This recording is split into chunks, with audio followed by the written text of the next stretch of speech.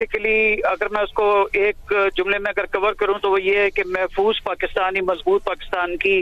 जो है वो जमानत है। इस सिलसिले में उन्होंने तमाम इस साल के अंदर जो दिसंबर के भी 3-4 दिन बाद साल खत्म हो रहा है उसके दरमियान होने वाले तमाम ऐसे ऑपरेशंस की काउंटिंग बताई कि जिसमें इंटेलिजेंस स्पेस ऑपरेशंस के जरिए पाकिस्तान के तूर्स में जो दहशतगर्द थे, जो रेपिडेटर्स थे, उनके तमाम जो अज़ाइम को खाक में मिलाया गया और तकरीबन 60,000 के करीब ऑपरेशन किए गए, जिसमें तकरीबन 900 के करीब इनका जो है जहन्नुम हासिल किया गया। मुतअद्दिद दहशतगर्दों को पकड़ा गया और पाकिस्तान को महफूज बनाने के लिए भरपूर किरदार अदा किया गया। पॉलिसी के हिसाब से काफी स्पेकुलेशंस थी कि DGISPR,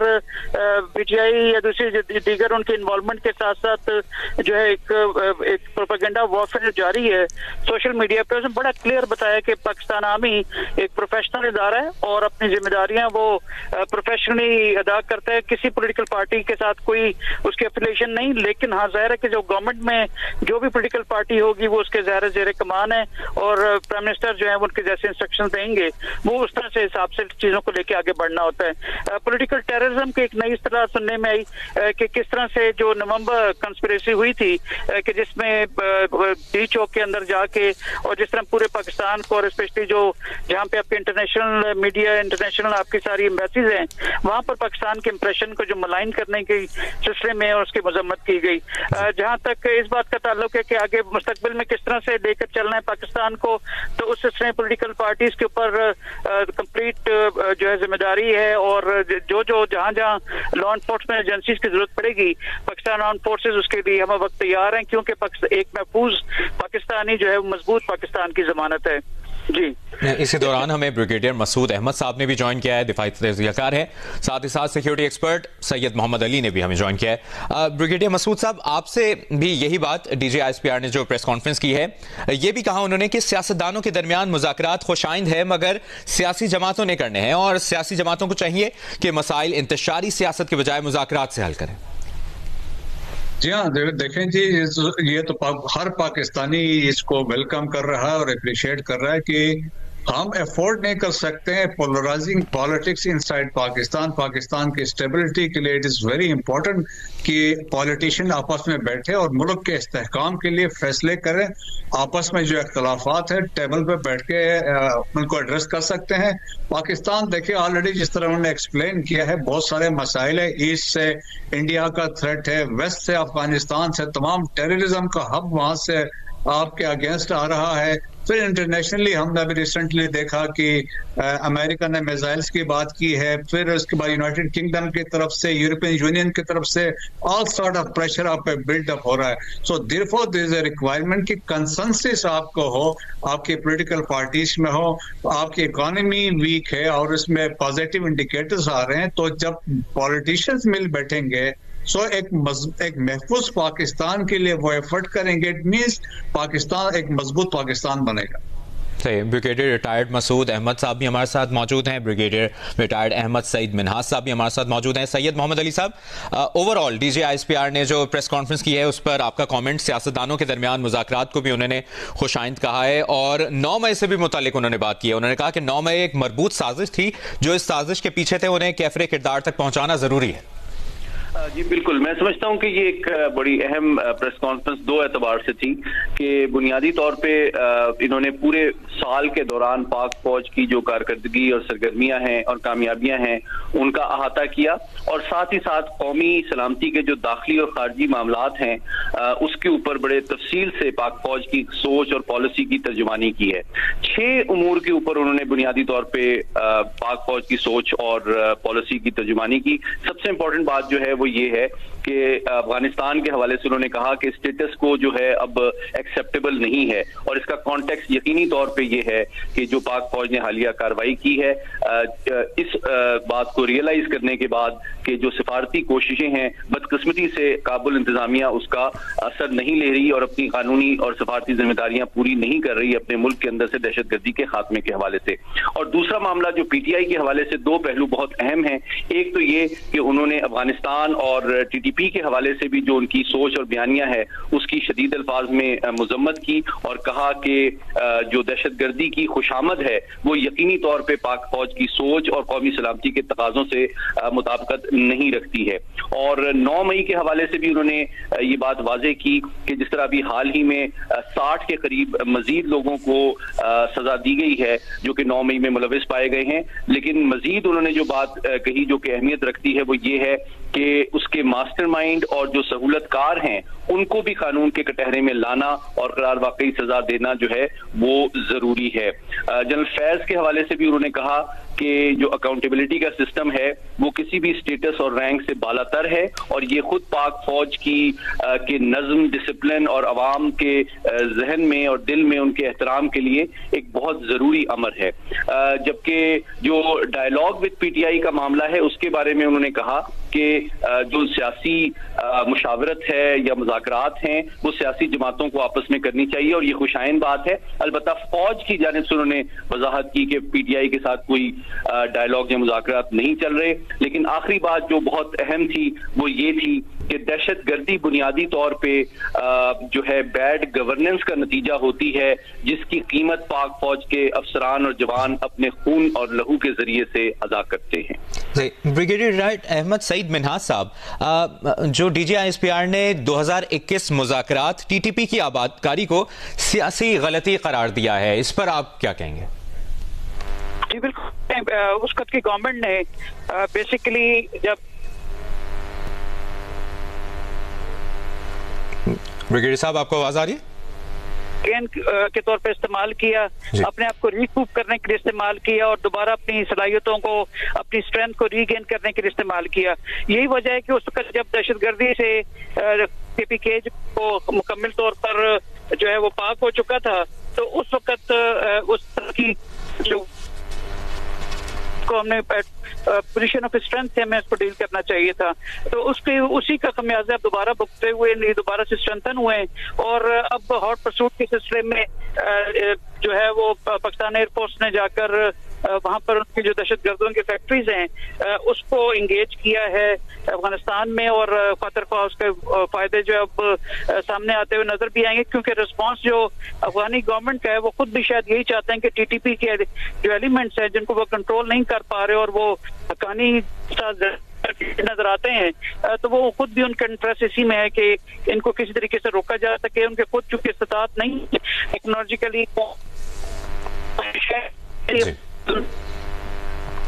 सही। ब्रिगेडियर रिटायर्ड अहमद सईद मिन्हाज साहब आप साथ ही रहेगा, हम आपसे दोबारा राब्ता करते हैं। ब्रिगेडियर रिटायर्ड मसूद अहमद साहब, यही सवाल आपसे जो ब्रिगेडियर साहब से भी पूछा है। DGISPR ने 2021 में जो मुज़ाकरात टीटीपी की आबादकारी, टीटीपी को यहां लाने का फैसला जो कि उस वक्त PTI की हुकूमत थी उसका फैसला था, उसको सियासी गलती करार दिया है, इस पर आप क्या कहेंगे? यहाँ देखें कि that prove to be a disaster for Pakistan. उसमें देखें 2018 से लेके 2020 तक तो ये बातचीत चलती रही और उस पीरियड में जब बातचीत चल रही थी तो हमने उनको एक स्पेस दे दी, उनको हमने मुनज़्ज़म होने का टाइम दिया, सो वो रीग्रुप हुए और मेजॉरिटी इनमें से वैसे लोग थे जो पाकिस्तान के अंदर दाखिल भी हुए और आपने देखा उस दौरान में सवाद में चंद इंसिडेंट्स हुए जब ये वेपन के साथ लोग अंदर दाखिल हुए। और इसके बाद देखें 2021 में जब अफगान तालिबान वापस आए तो इसके बाद से फिर सिचुएशन हम कह सकते हैं बेड टू वर्स में तब्दील हुई क्योंकि फिर एक फ्री रन इनको मिल गया और वहां से उनको हाइड आउट्स, वेपन्स और इक्विपमेंट्स मिले, फाइनेंशियल लॉजिस्टिक्स और इसके मिले। तो बातचीत से ये है कि आप एक वीकर विकेट पे चले गए हैं। आप देखें कि इस कॉन्फ्रेंस में DGISPR ने जो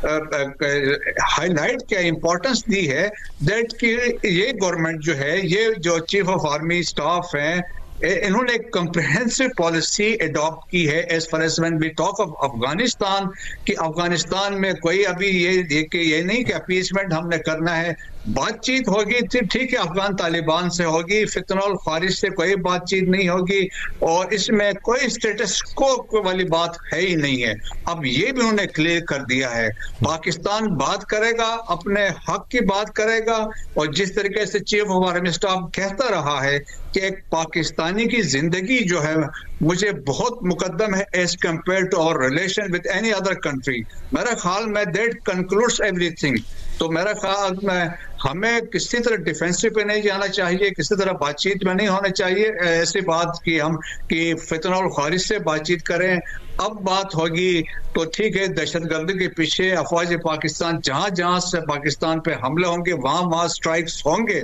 लेकिन जो अगर बातचीत होती है डिप्लोमेटिकली वो अफगान तालिबान से होगी, और फ्रेंडली कंट्रीज जो है वो इसमें एक कलीदी किरदार अदा कर सकते हैं। सही। सैयद मोहम्मद अली साहब, एक तो जो ब्रिगेडियर साहब ने बात की, और एक ये भी आपसे आपका कमेंट चाहेंगे। DGISPR ने वाजे किया है, एक तो 26 नवंबर 2024 की साजिश 9 मई 2023 का तसलसल है, ये भी उन्होंने कहा, और उन्होंने वाजे किया कि 26 नवंबर 2024 का हलाकतों का जो बयानिया है वो झूठा है। कि इसके लिए उन्होंने एक बड़ी वाज़े टर्म इस्तेमाल की है, पॉलिटिकल टेररिज्म, और बुनियादी तौर पे उन्होंने इस बात की दलील दी है कि जो सियासी गाब में रियासत को नुकसान पहुंचाने की, रियासत के खिलाफ नफरत उभारने की और पाकिस्तान के अंदर केओस बर्पा करने की कोशिश है,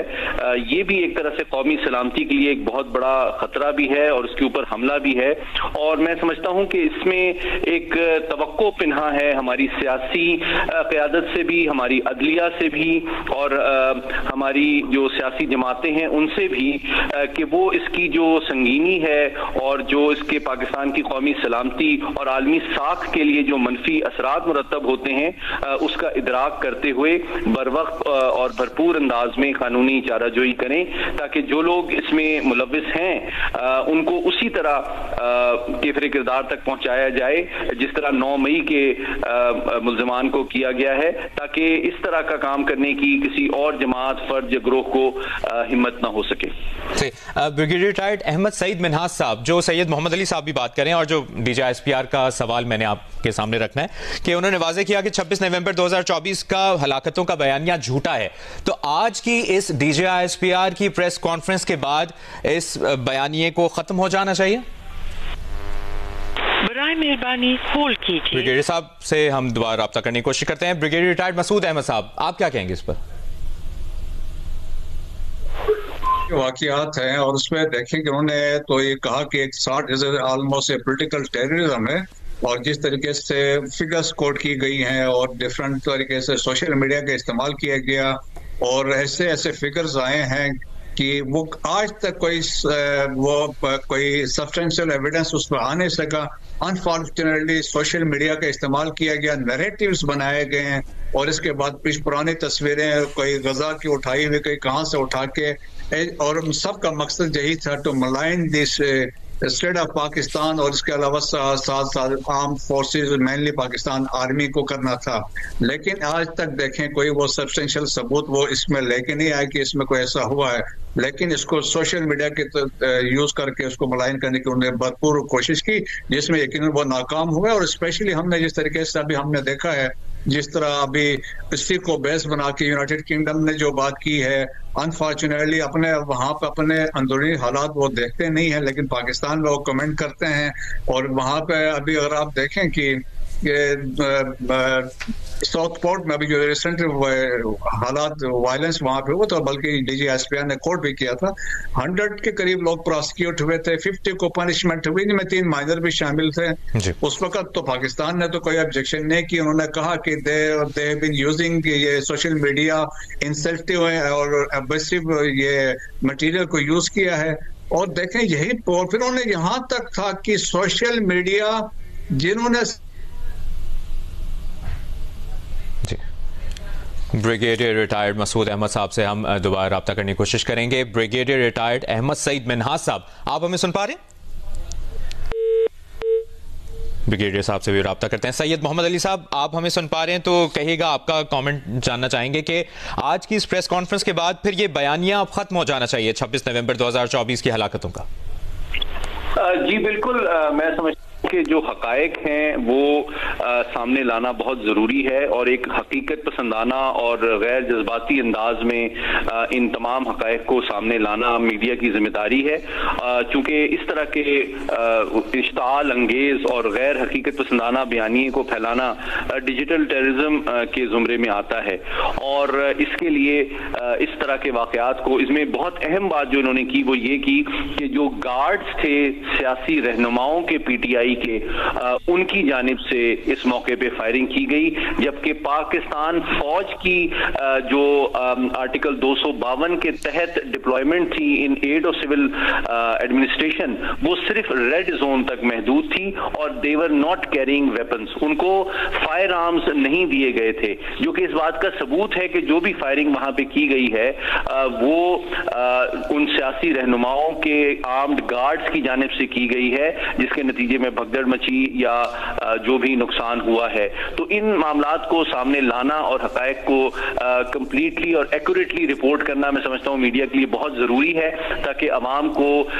जो है डिजिटल टेररिज्म से और गलत इश्ताल अंगेज बयानिए से महफूज किया जाए और एक गैर जिम्मेदाराना अंदाज में जो नफरत आमेज प्रोपेगेंडा है उसकी असलियत भी सामने लाई जा सके। ब्रिगेडियर रिटायर्ड मसूद अहमद साहब, आपसे राब्ता हमारा मुनक़ता हो गया था, एक तो अपनी बात कंप्लीट कीजिएगा, और जो उन्होंने डीजीआईएसपीआर ने यह भी जिक्र किया है कि सियासी जमातों को चाहिए कि मसाइल इंतशारी सियासत के बजाय मुज़ाकरात से हल करें, कितनी अहम बात है? मेरा साथ बहुत अहम बात है। और पाकिस्तान देखें, पाकिस्तान में जिस तरह मैंने कहा कि Pakistan can not afford polarising politics in Pakistan में, और हमारे पॉलिटिशियन देखें एक दूसरे को एक्सेप्ट करने को तैयार नहीं है, और जिस तरीके से एक दूसरे पे ये अब्रेसिव लैंग्वेज भी यूज करते हैं, फैमिलीज को स्पेयर नहीं करते, तो that is very unfortunate part है। तो मेरे ख्याल में जिस तरीके से एक स्टेप लिया गया है तो